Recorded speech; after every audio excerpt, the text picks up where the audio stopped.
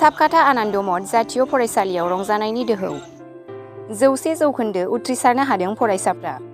गसाइगाव महकुमानि सिङाव थानाय साबकाथा आनन्द मठ जातीय फरायसालियाव गासै 33 सा फरायसाफ्रा मेट्रिक आनजाद होदोंमोन। बिनिनो दिनै फिथाइ मोननायाव रंजाखांदों फरायसालिनि फरायसाफोर आरो फोरोंगिरिफोरा। 33 सा सोद्रोमाफोरनि गेजेराव गासै 21 सा सेथि मासि, 2 डिस्टिंसन, 4 स्टार आरो गासै 11 सा नैथि खथा आरो थामथि खथायाव सासे उथ्रिसारनो हादों। फिथाइ मोननाय लोगो लोगोनो फरायसालियाव गासै फरायसाफोरखौ मान बावनानै रंजानायजों बरायो।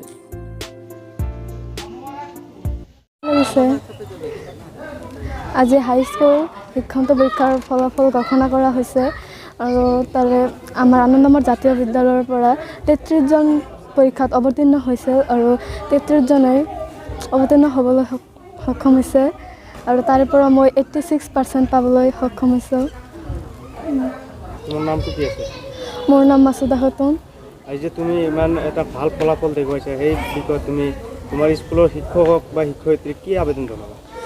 আমাৰ শিক্ষক শিক্ষয়িত্ৰীসকলে আমাক সহায় নকৰিলে আমি ইমান ভাল ৰিজাল্ট এটা কৰিব নোৱাৰিলোহেঁতেন। যিহেতু তোমাৰ নেক্সটত আৰু এটা বেচ আছে, এই বেচত তোমাৰ সৰু সৰু ভণ্টি ভাইটিসকলক কি মানে তুমি উপদেশ দিবা কোৱাচোন? মই আশা কৰোঁ আমাৰ এইটো বেচতকৈও সিহঁতে আৰু ভাল ৰিজাল্ট কৰিব বুলি মই আশা ৰাখিছোঁ। তোমাৰ কি সপোন আছে জীৱনত? মই ডক্টৰ হ'ব বিচাৰোঁ।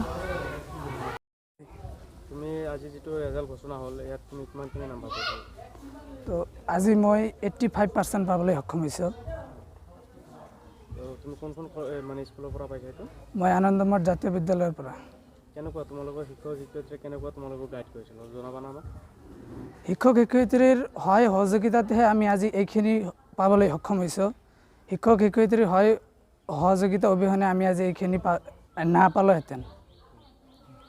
আগন্তুক দিনত তুমি মানে কি হ'বলৈ বিচাৰা পঢ়া শুনা কৰি? মোৰ লক্ষ্য মই এখন সুখ্যাতি ভাল এজন ডক্টৰ হ'ব বিচাৰোঁ। আজি ঘোষিত হোৱা অসম হাইস্কুল শিক্ষান্ত পৰীক্ষাত আনন্দ মঠ জাতীয় বিদ্যালয় সাবকাটা আমাৰ এইখন বিদ্যালয়ৰ পৰা যিসকল ছাত্ৰ ছাত্ৰী সুখ্যাতিৰে উত্তীৰ্ণ হৈছে সকলো ছাত্ৰ ছাত্ৰীক আমাৰ এইখন বিদ্যালয়ৰ পৰা আন্তৰিক ধন্যবাদ তথা শুভেচ্ছা জ্ঞাপন কৰিছোঁ। আৰু আপোনালোকক জনাবলৈ পাই আমি সুখী হৈছোঁ যে আমাৰ এই ভিতৰুৱা অঞ্চলৰ পৰা তথা পিছ পৰি থকা অঞ্চলৰ পৰা অসমৰ আন জিলাৰ তুলনাত তথা অসমৰ আন স্কুলৰ তুলনাত ইমান ভাল ফলাফল দেখাব নোৱাৰিলেও আমাৰ এইখন স্কুলৰ পৰা এইবেলি 33 জন ছাত্ৰ পৰীক্ষাত অৱতীৰ্ণ হৈছিলে। তাৰ মাজত 21 জন ছাত্ৰ ছাত্ৰী প্ৰথম বিভাগ পাবলৈ সক্ষম হৈছে, 2 জন ডিষ্টিংশ্যন পাইছে আৰু 4 জন আমাৰ ষ্টাৰ মাৰ্ক পাবলৈ সক্ষম হৈছে। টোটাল 31টা বিষয়ত লেটাৰ পাবলৈ সক্ষম হৈছে।